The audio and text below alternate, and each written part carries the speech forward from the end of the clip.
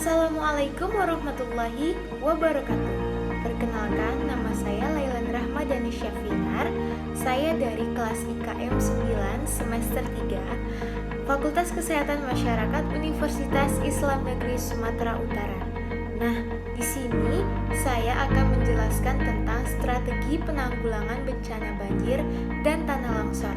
Langsung saja kita mulai pembahasannya yuk. Ini merupakan video amatir warga yang direkam Jumat pagi. Dalam video ini, banjir besar terlihat. Inilah kondisi terkini permukiman di Luwu Utara yang masih terendam lumpur pasca bencana banjir bandang. Sementara di hari yang sama, bencana longsor juga terjadi di kawasan Jalan Lintas Medan Brastagi. Banjir yang terjadi di Jalan Pasteur menyebabkan 3 unit mobil terjebak di dalam mobil yang memperlihatkan longsor yang menerjang Kecamatan Sukajaya. Longsor yang menerjang pasca longsor di perumahan Intraca, Juwata Permai, Tarakan, Kalimantan Utara, personel TNI. Nah, sebelum memulai materi tentang bencana banjir dan tanah longsor, sebelumnya teman-teman sudah tahu belum apa itu definisi dari penanggulangan bencana? Nah, penanggulangan bencana adalah serangkaian upaya yang meliputi penetapan kebijakan pembangunan yang beresiko timbulnya bencana, kegiatan pencegahan bencana, tanggap darurat, dan rehabilitasi. Nah, dalam upaya menerapkan manajemen penanggulangan bencana dilaksanakan 3 tahapan seperti berikut.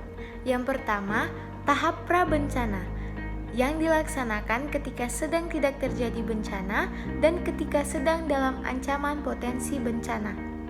Lalu yang kedua, tahap tanggap darurat yang dirancang dan dilaksanakan pada saat sedang terjadi bencana. Yang ketiga, tahap pasca bencana yang dalam saat setelah terjadi bencana. Nah, untuk materi yang pertama yaitu bencana banjir. Banjir adalah kejadian alam di mana suatu daerah atau daratan yang biasanya kering menjadi terendam air. Secara sederhana, banjir dapat didefinisikan sebagai luapan air dalam jumlah besar ke daratan yang biasanya kering. Banjir terjadi karena banyak hal seperti hujan yang berlebihan, meluapnya aliran sungai, danau, atau lautan. Nah, adapun secara umum penyebab bencana banjir. Yang pertama, karena tingginya curah hujan. Melansir Office of Disaster Prepare and Management, banjir juga bisa terjadi karena curah hujan yang tinggi. Apabila curah hujan tinggi, maka tanah tidak sanggup lagi untuk menampung air hujan. Hujan masih terus berlangsung, tapi sudah tidak bisa diserap lagi. Alhasil, air akan mengalir di atasnya. Namun jika hujan tidak kunjung berhenti, sungai dan danau pun ikut meluap. Air yang tidak tertampung inilah yang menjadi penyebab banjir. Yang kedua, dataran rendah mendapat kiriman dari dataran tinggi. Perbedaan ketinggian dataran tinggi dan rendah juga menjadi salah satu penyebab banjir. Ketika hujan turun, limpahan air hujan dapat bergerak mengalir turun sangat cepat dari daerah pegunungan atau berbukit ke daerah dataran rendah. Dengan demikian, dataran rendah bakal jadi lebih rentan terhadap banjir. Yang ketiga, penebangan pohon secara liar. Penebangan hutan secara liar merupakan salah satu penyebab banjir yang sangat umum. Penebangan hutan menjadikan lahan resapan air akan sangat berkurang dan dapat menimbulkan bencana seperti banjir ataupun tanah longsor. Adanya daerah resapan air merupakan hal yang sangat penting dan dapat mencegah terjadinya bencana banjir tersebut. Yang keempat, membuang sampah sembarangan. Penyebab banjir yang sering kita tidak sadari adalah kebiasaan akan membuang sampah sembarangan. Sampah yang dibuang sembarangan, contohnya di sungai, akan dapat mengakibatkan mampetnya aliran air dan akibatnya air sungai akan meluap. Lalu, permasalahan kedua yaitu bencana tanah longsor.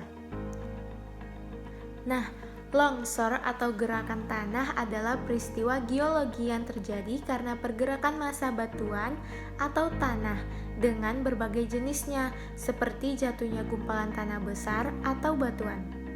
Penyebab tanah longsor bisa diakibatkan oleh banyak hal, umumnya disebabkan oleh faktor pendorong dan faktor pemicu. Apalagi di musim hujan seperti ini, ada saja kekhawatiran masyarakat akan bencana banjir dan tanah longsor. Nah, secara umum, ada pun penyebab bencana tanah longsor terjadi. Yang pertama, karena erosi. Erosi tanah sebagai penyebab yang umum terjadi, erosi yang mengerus kaki-kaki lereng hingga bertambah curam, disebabkan oleh aliran air hujan, sungai, badai, air bah atau gelombang laut dan sebagainya. Lalu penyebab kedua yaitu curah hujan yang tinggi. Curah hujan yang tinggi menjadi penyebab tanah longsor selanjutnya. Lereng dari bebatuan dan tanah juga semakin melemah melalui saturasi akibat hujan lebat. Setelah melewati masa kemarau panjang yang mengakibatkan tanah menjadi kering, menimbulkan retakan dan rongga-rongga tanah. Memasuki musim penghujan, sudah pasti air hujan masuk ke rongga tanah dan pori-pori yang terbuka tadi, sehingga air memenuhi rongga dan terjadinya pergeseran tanah kemudian mengakibatkan erosi tanah dan longsor. Penyebab yang ketiga, hutan yang gundul. Penyebab tanah longsor selanjutnya ialah hutan gundul akibat penebangan liar. Betapa pentingnya pohon terutama di daerah bukit, berfungsi sebagai penopang. Akar pohon mampu menyimpan air dan memperkuat struktur tanah sehingga tidak mudah longsor.